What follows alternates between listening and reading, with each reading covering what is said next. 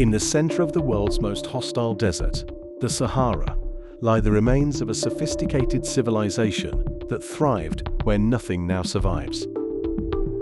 Using a vast network of thousands of miles of underground tunnels, they turned the burning sands into a lush garden.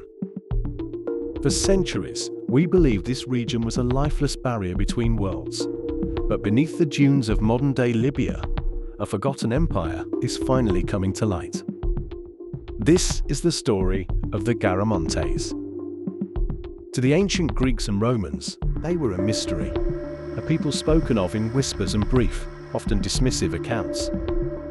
The historian Herodotus, writing in the 5th century BC, described them as a very great nation, but also reduced them to mere cave dwellers who hunted Ethiopian wholemen from chariots. For nearly 2,000 years, history took him at his word, viewing the Garamantes as little more than nomadic raiders living on the fringe of the known world. However, recent archaeological breakthroughs tell a far more complex story. The Garamantes flourished between 500 BC and 700 AD in the Fezzan region of southern Libya. This is one of the most arid places on Earth, a landscape of jagged plateaus and vast sand seas where rain is a generational event. Yet, in this supposedly empty void, they built a kingdom that spanned over 70,000 square miles. Their existence challenges one of our most fundamental assumptions, that the Sahara has always been a barren wasteland, impassable and uninhabited. How does a civilization not only survive, but thrive in the deep desert? The answer was hidden beneath their feet. The Garamantes were master engineers who developed a sophisticated irrigation method known as the Foggara system. This was a monumental feat of ancient technology. By hand digging vertical shafts into the desert floor and connecting them with slightly sloped horizontal tunnels, they tapped into deep ancient aquifers known as fossil water. This water had been trapped underground for millennia, dating back to a time when the Sahara was a green savanna. The Foggara system allowed this water to flow by gravity for miles, emerging at the surface to irrigate crops without the need for pumps. It is estimated that the Garamantes constructed over 600 miles of these underground tunnels, a massive labor-intensive project that required precise knowledge of geology and hydraulics. This water transformed the desert. In the middle of the Fezzan, the Garamantes cultivated Mediterranean crops like grapes, figs, barley and wheat, alongside sub-Saharan staples like sorghum and dates. Their capital city, Garama, was not a collection of tents or caves. It was a bustling urban center of stone and mud brick, featuring multi-story buildings, sophisticated masonry, and a population that reached perhaps 10,000 people. It was a desert metropolis that defied its environment.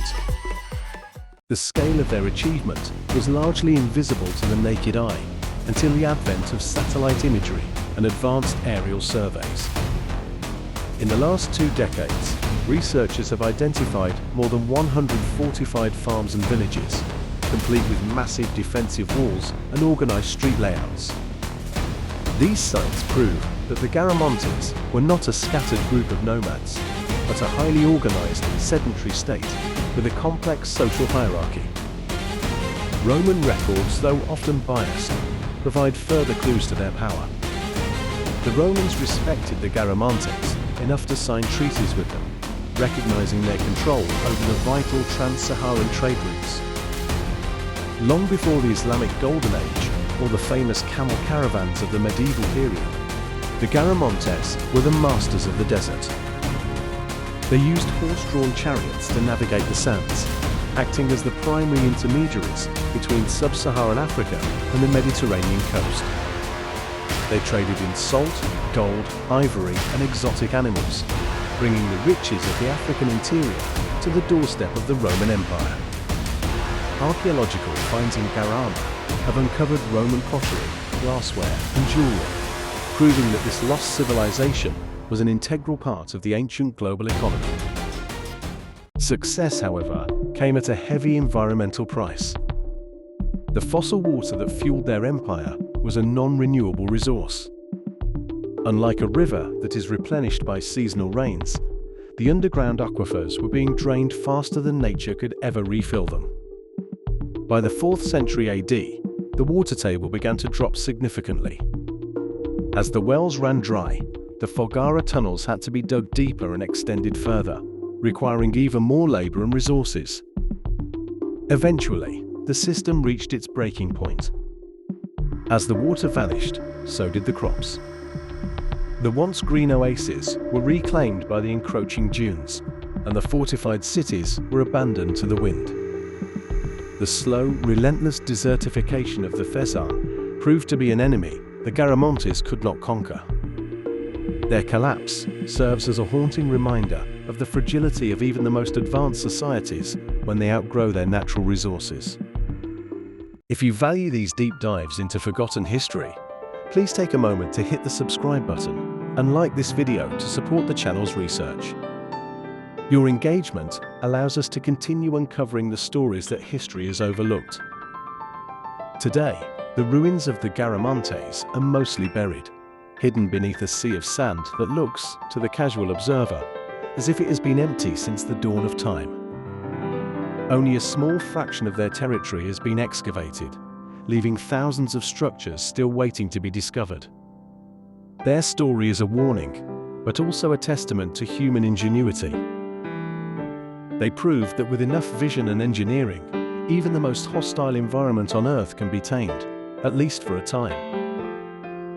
The Sahara still holds many secrets, and the Garamantes may be only one chapter of a much larger hidden history.